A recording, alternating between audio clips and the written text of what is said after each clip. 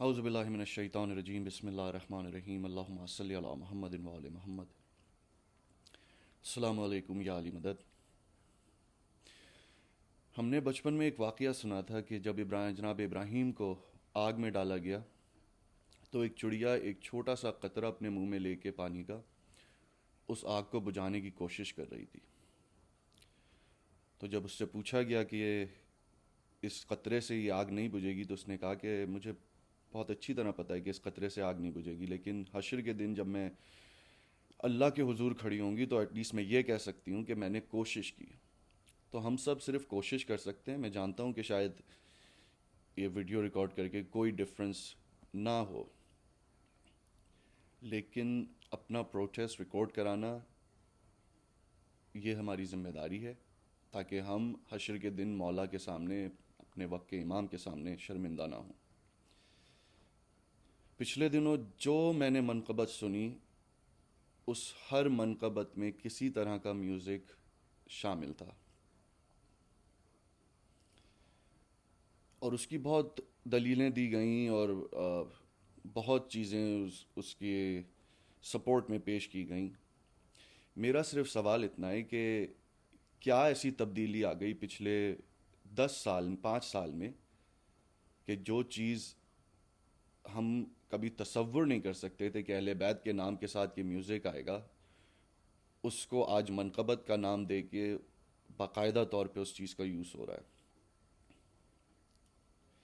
اور اگر یہ میوزک انسٹرومنٹس یوز کرنا حلال ہے تو پھر کیوں نہ ہم نعوذ باللہ اپنے امام بارگاہوں میں اب لا کے پیانو اور ستار اور طبلے اور جو بھی یوز ہو رہا ہے وہ لا کے رکھیں، اور پھر آرام سے جتنی بھی محفلیں ہوتی ہیں اس میں وہ چیزیں یوز ہوں. جب حلال ہے تو پھر اس کو پراپرلی ڈیفائن کیا جائے. مجھے بہت افسوس ہوتا ہے یہ دیکھ کے کہ کوئی بھی عالم دین اس ٹاپک پہ بولنے سے ایک خوف ہے. کیا ہے، کوئی پھر بڑا چھوٹا عالم تو کیا ہوتا ہے، مگر کوئی بھی جو سو کالڈ مین سٹریم عالمز ہیں ان میں سے کسی نے آ کے ایک جملہ اس کے بارے میں نہیں بولا. ہم کس طرف جا رہے ہیں؟ ہم یہ عزاداری ہے، کمرشلزم عام ہو چکا ہے. اب کوئی ذاکر یعنی جب تک وہ اس کی اجرت طے نہ کر لے کوئی آنے کو تیار نہیں ہے. آج ہم اس مقام پہ آ گئے کہ اب پانی سر سے اوپر ہو گیا ہے، اور اب میں یہ ویڈیو بھی اس لیے ریکارڈ کر رہا ہوں کیونکہ اب بس بہت ہو چکے.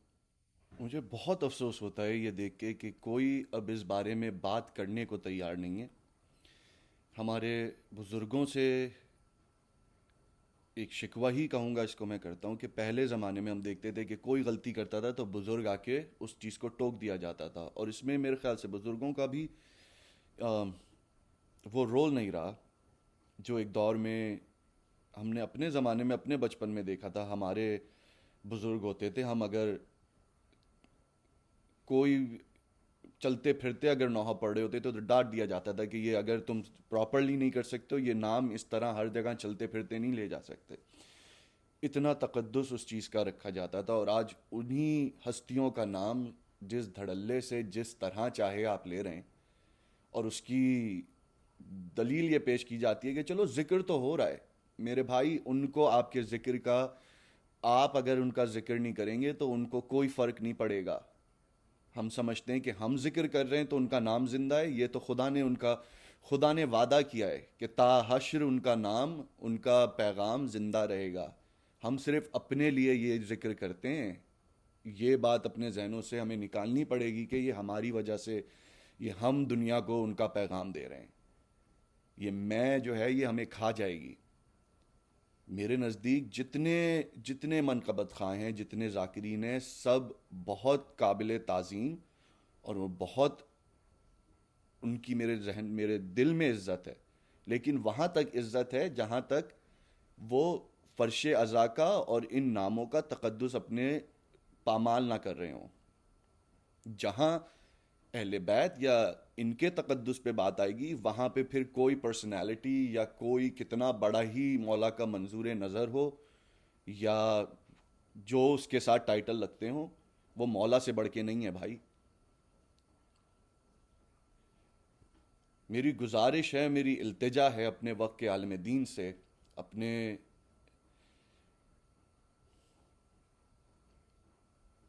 جو جو مولا کا ذکر کر رہے ہیں، خدارہ اس چیز کو ڈسکس کریں. ہمیں ممبروں سے یہ بات ڈسکس کرنی پڑے گی. ہمارے بچوں کو یہ بتائیں کہ کیا چیز صحیح ہے، کیا غلط ہے، کہاں تک آپ جا سکتے ہیں.